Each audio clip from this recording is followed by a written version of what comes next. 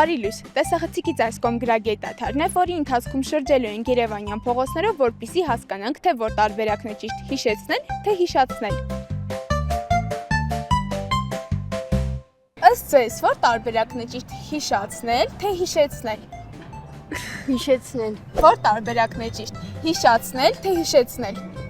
Հիշեցնել։ Ըստ ձեզ, որ տարբերակն է ճիշտ հիշացնել, թե հիշեցնել։ Հիշեցնել։ Հիշացնել, թե հիշեցնել։ Մեկ ասեք։